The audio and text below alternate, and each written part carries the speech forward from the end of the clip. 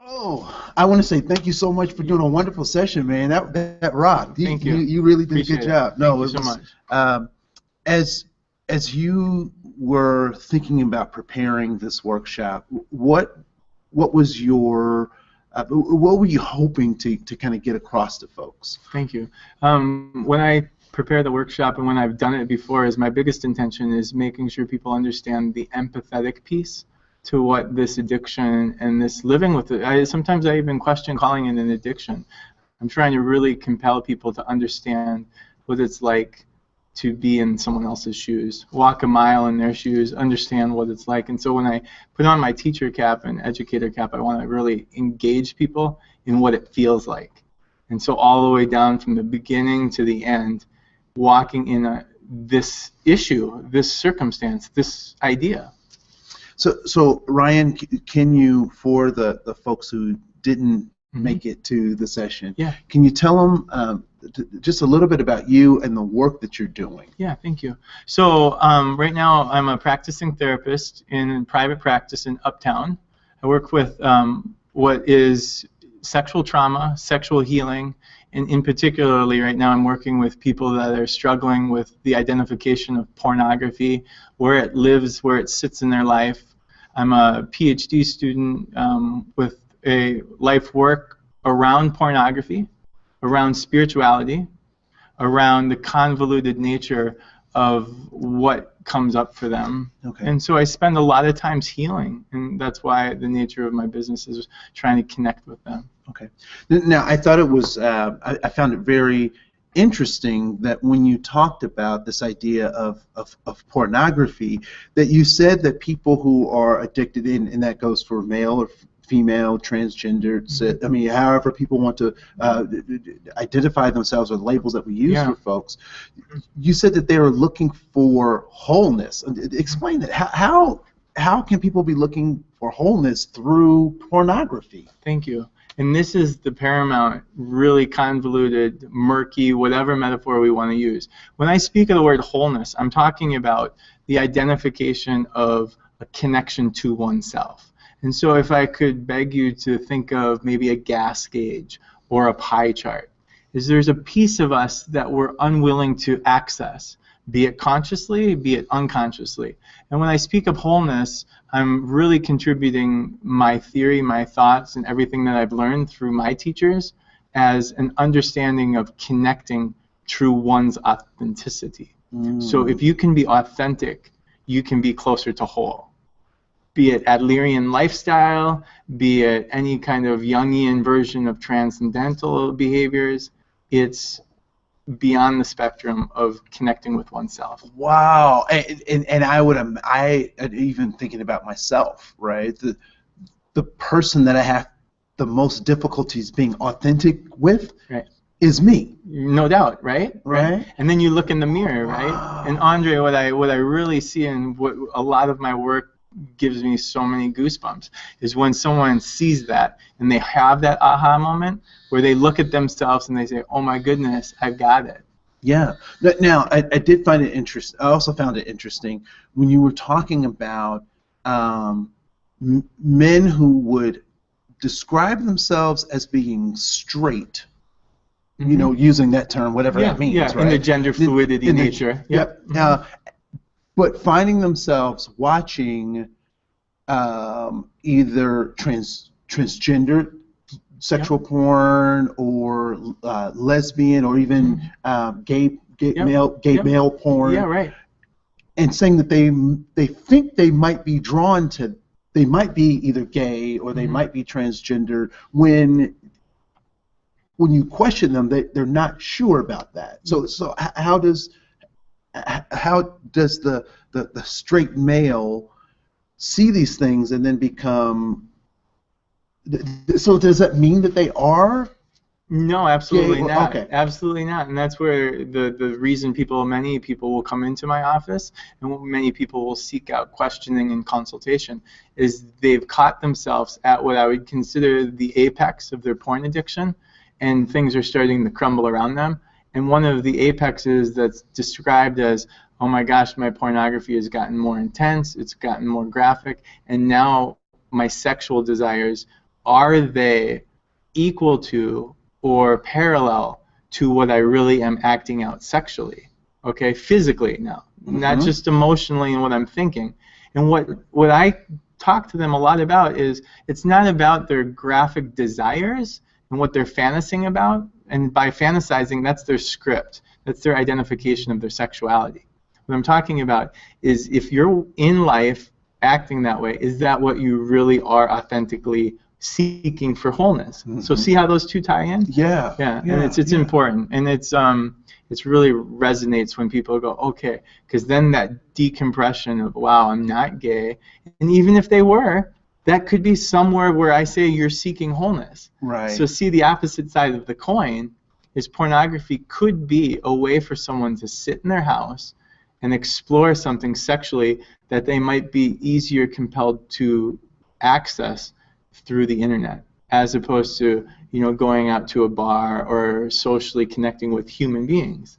So it becomes problematic greatly in its secrecy, right? So so keeping secrets, hiding, being full of shame for having or being participatory in those things, that becomes the problematic part. It is problematic because there's no connection, and so there's no I don't want to say, for lack of better words, there's no mind-body connection. So their mind and what they're seeking and what they're fantasizing about and what they're drawn to might not be what their physical body's asking for. Okay. They're still trying to process, could be possible, like I alluded to when I talk to people, the little t, the big T in traumas. It's a very catchphrase now, but it's very specific.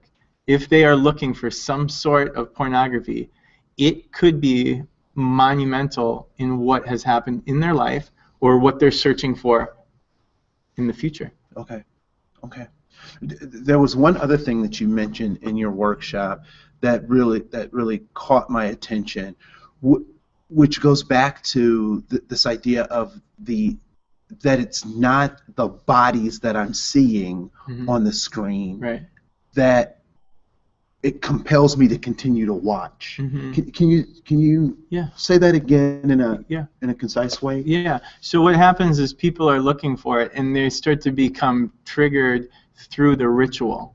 So it's no different than a heroin addict or different than someone that's substance abusing alcohol or meth.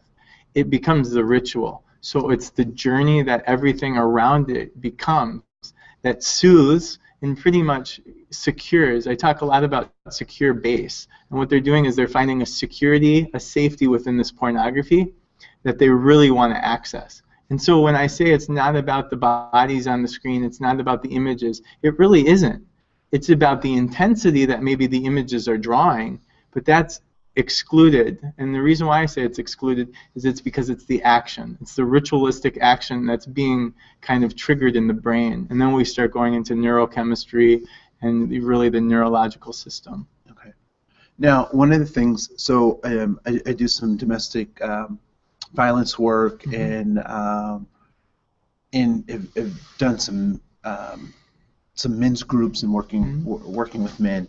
And one of the things that I was actually surprised to find was that back in the 90s, Britney Spears had a song, "Hit Me Baby One More Time." I can remember. And I was actually surprised to find that the music video was full of all of these sexual kinds of tongue-in-cheek kind of trying to play the line or blur the lines in some respect. And in doing my research, I found that the actual producer of that video was a porn producer out of San Francisco. Right? So earlier you talked about there is this deep need to push or blur the lines, particularly around this pornography piece, and there's some folks who've gotten in trouble in the news for their discretion or lack thereof, right? And so what do you think it is that pushes us? I mean, is it simply capitalism. I mean, is it that simple, or is there something more that's developing as these boundaries get pushed, particularly in Western society? Yeah. Because we know in Europe, Yep. you know, the way they look at sexuality, the way they talk about it is totally different than how we do here in the West. To kind of extrapolate from that question, where I go and my personal feeling is, I think, and it's not solely this, but it becomes overconsumed. The sexuality of our culture, it becomes kind of just a necessity to connect with people. And part of my theory and what my hope is people start recognizing that there's a need for emotional connection. And so when we're seeing sexuality blatantly displayed all over the world, be it, you know, guys like Hugh Grant, you know, in the news with prostitution or whatever, there's an emphasis on their desire to seek physical contact. Okay? And what that also is that's the porn. That's the porn that people are doing, and we're conditioned, no different than what B.F. Skinner says. We're conditioned like little rats in the cage. And I think it bypasses just capitalism. I think capitalism is a huge, they realized it, they found out, that's why the porn industry is making billions and billions of dollars. But what is so kind of tightly underground is the physical reactions our body just asks for, be it dopamine, be it any kind of just knee-jerk reaction of ecstasy. So you know, because I can be pretty dogmatic, right? Yeah. I'm very opinionated, and that's why I love it. I see the world in a particular kind of way. But I think that I appreciated this conversation that we had because I think sometimes the moral imperative gets in the way of actually being able to talk about what happens to people. And so I really appreciate your work. I support your work. Thank you. And you guys should support this guy as well. He's an up-and-coming rising star in terms of helping people connect to their wholeness. And so, Ryan, it was a pleasure to have you today, man. And thank you. Yeah, look for all the great things that you'll be doing with us. So, thank you so much. All right, man. Have Appreciate a good day. it. You too.